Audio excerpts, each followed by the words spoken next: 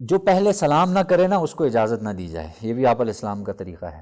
جب حضرت جابر رضی اللہ عنہ سے روایت ہے، نبی علیہ الصلوۃ والسلام نے فرمایا جو شخص پہلے سلام نہ کرے اس کو اپنے پاس آنے کی اجازت نہ دو۔ کتنی اہم بات ہے کہ بھائی اس کو بتایا جائے کہ بھائی پہلے آپ سلام کریں، یہ سنت ہے، یہ سنت فوت ہو چکی یوں سمجھ لیجئے، ان سنتوں کو زندہ کرنے کا وقت ہے۔ یہی وہ سنتیں ہیں کہ جن کو زندہ کرنے سے انشاءاللہ ہمیں بہت بڑا اجر ملے گا۔ تو یہ ان سنتوں میں سے بہت اہم سنت ہے۔ کسی کے گھر جائیں، اپنے گھر میں جائیں، کسی بھائی کے کمرے میں جائیں، کہیں پر بھی جائیں، اس چیز کا معمول بنائیں۔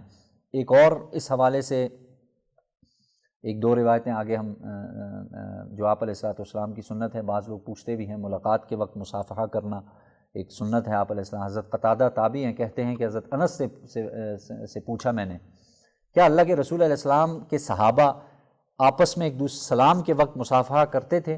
انہوں نے فرمایا جی ہاں، یعنی آپس میں ملتے تھے تو باقاعدہ مصافحہ کرتے تھے۔ اور آپ علیہ الصلوۃ والسلام کا ایک اور مسنون طریقہ ہے اس حوالے سے، جب آپ کسی کے گھر میں داخل اجازت لے لی نا، اس کے بعد اگلا مرحلہ آ رہا ہے نا کہ ظاہر ہے بندہ آپ کے آمنے سامنے ہے تو آپ نے مصافحہ کر دیا، سلام کر دیا۔ بچوں کو چومنا حضور علیہ السلام کی سنت ہے۔ حضرت ابو ہریرہ کہتے ہیں کہ ایک دن رسول خدا نے حسن بن علی کا بوسہ لیا تو ایک صحابی ہیں اقرا بن حابس، انہوں نے کہا جو اس وقت آپ کی خدمت میں تھے کہ میرے 10 بچے ہیں مگر میں نے ان میں سے کبھی کسی کا بوسہ نہیں لیا۔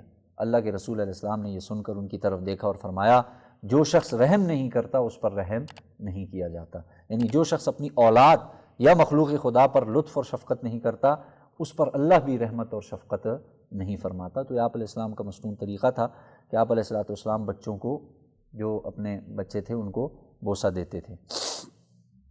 آخری حدیث پڑھ لیتے ہیں، فصل یہاں پہ ختم ہو جائے گی۔ حضرت براء ابن عازب رضی اللہ عنہ کہتے ہیں کہ اللہ کے رسول صلی اللہ علیہ وسلم نے فرمایا جب دو مسلمان ملتے ہیں اور آپس میں ایک دوسرے سے مصافحہ کرتے ہیں تو ان دونوں کے جدا ہونے سے پہلے دونوں کی مغفرت کی جاتی ہے۔ ترمذی، ابن ماجہ، مسند احمد کی روایت ہے اور مشہور روایت ہے، ہم نے سنا ہے دو مسلمان ملے، آپس میں مصافحہ کیا اور یہ ان کی مغفرت۔ اس حوالے سے ایک اور بھی ہے، ابو داؤد کی روایت ہے، جب دو مسلمان ملتے ہیں، مصافحہ کرتے ہیں، اللہ کی تعریف کرتے ہیں اور اللہ سے مغفرت طلب کرتے ہیں تو دونوں کی مغفرت کی جاتی ہے۔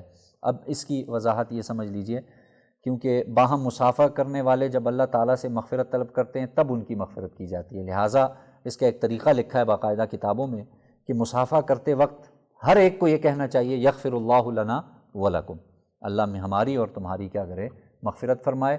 اور مزاج پرسی کے وقت الحمدللہ کہنا چاہیے، یعنی یہ طریقہ بتا دیا آپ نے، سلام کیا، سلام کرنے کے بعد یغفر اللہ لنا ولکم یہ پڑھا، اور اس کے بعد جب آپ سے پوچھا کیا حال چال ہے جو ہم آپس میں کرتے ہیں تو آپ علیہ السلام نے فرمایا الحمدللہ، یعنی کتابوں میں لکھا ہے، محدثین فرماتے ہیں آگے سے الحمدللہ کا معمول بنانا چاہیے۔ یہ معمول آپ اپنے بچوں کا بھی بنائیں، اپنا بھی بنائیں اور کوشش کریں کہ اس معمول پر ہم پورا اتریں۔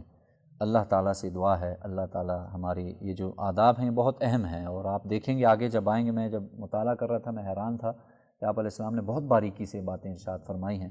اللہ تعالیٰ سے دعا ہے اللہ تعالیٰ ہمیں ان باتوں پر عمل کی توفیق نصیب فرمائے۔